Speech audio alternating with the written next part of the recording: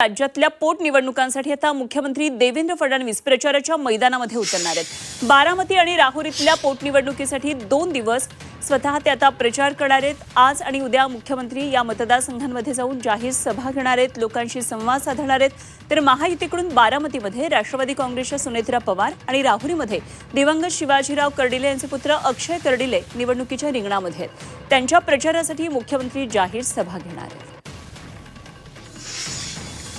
सांगता सभेला सर्व महायुतीचे नेते हजर राहतील। आपले माननीय मुख्यमंत्री तेही या सभेसाठी येणार आहेत। शिंदे साहेबांकडनं मला वाटतं की काय त्यांचे मंत्री येणार आहेत आणि बाकी सगळे मान्यवर महायुतीतले रामदास आठवलेजी सगळेच येणार आहेत। तर मुख्यमंत्र्यांच्या जाहीर सभांचा हा सगळा कार्यक्रम कसा असणार आहे जाणून घेऊया। आणखी सविस्तर माहिती आमचे प्रतिनिधी ओम देशमुख आपल्या बरोबर जोडले गेले। ओम, आज मुख्यमंत्र्यांचा बारामती आणि राहुरी मतदारसंघांसाठी ज्या पोटनिवडणुका होत्या त्यासाठी जाहीर सभा होणार आहेत। काय काय नेमके जाहीर सभेमध्ये महत्त्वाचे मुद्दे असतील, कारण या दोन्ही निवडणुका अत्यंत प्रतिष्ठेच्या सुद्धा आहेत आणि दिग्गज सुद्धा या निवडणुकीच्या तयारीमध्ये आहेत।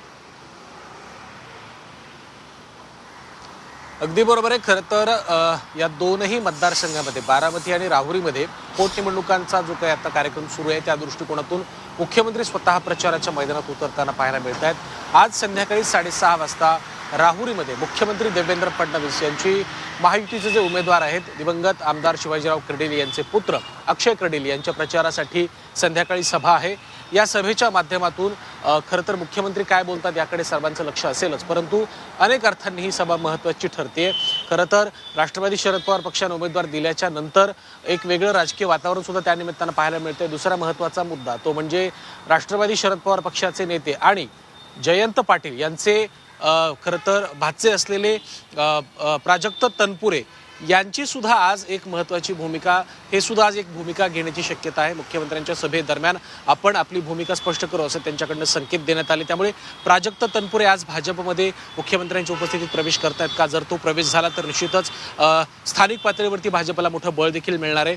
त्यासोबतच नगर जिल्ह्याच्या राजकारणाच्या दृष्टिकोनातून सुद्धा राहुरीची ही निवडणूक अनेक अर्थांनी महत्त्वाची ठरते।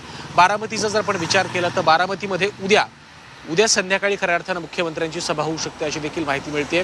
2 दिवसांचा हा सभांचा कार्यक्रम असणार आहे। आजच्या या सभेच्या माध्यमातून मुख्यमंत्री राहुरीमध्ये नेमकं काय बोलतात हे पाहणं महत्त्वाचं असणार आहे। विरोधकांकडनं कुठेतरी उमेदवार दिला गेल्यामुळे सुद्धा ज्या काही चर्चा होत्या किंवा ज्या काही शक्यता होत्या त्या वर्तवल्या जात होत्या, परंतु याच ठिकाणी आता मुख्यमंत्री नेमकं काय भाषण करतायत हे पाहणं महत्त्वाचं असणार आहे। आणि उद्या बारामतीमध्ये मुख्यमंत्र्यांची जी काही सभा होणार आहे त्या सभेच्या माध्यमातून अजित पवारांच्या आठवणींना उजाळा देणं असेल किंवा या सगळ्या गोष्टी काँग्रेसनं उमेदवार मागे घेतला असलं तरी सुद्धा इतर काही उमेदवार रिंगणात आहेत। त्यामुळे बारामतीतली सभा आणि राहुरीतली सभा या 2 सभेच्या माध्यमातून या पोटनिवडणुकांच्या माध्यमातून ज्या सभा होत आहेत त्यामध्ये मुख्यमंत्री नेमकं काय संबोधित करतायत। एक महत्त्वाचा मुद्दा म्हणजे महिला आरक्षणाचं विधेयकाचं जे बिल होतं ते देखील आत्ताच खरं तर पडलं। त्यामुळे या विधेयकावरती सुद्धा या विधेयकाच्या अनुषंगाने विरोधकांवर मुख्यमंत्री काही टीका करतायत का हे देखील पाहणं महत्त्वाचं ठरतं। अगदी जाहीर सभांमध्ये हा मुद्दा निश्चितच मुख्यमंत्री काढतील अशी एकंदरीत सध्याची परिस्थिती दिसतीये। त्याच्या बघूया आपण आता या काय नेमकं प्रचार सभांमध्ये भाष्य ते करतात। धन्यवाद ओम, दिलेल्या सगळ्या सविस्तर माहितीसाठी।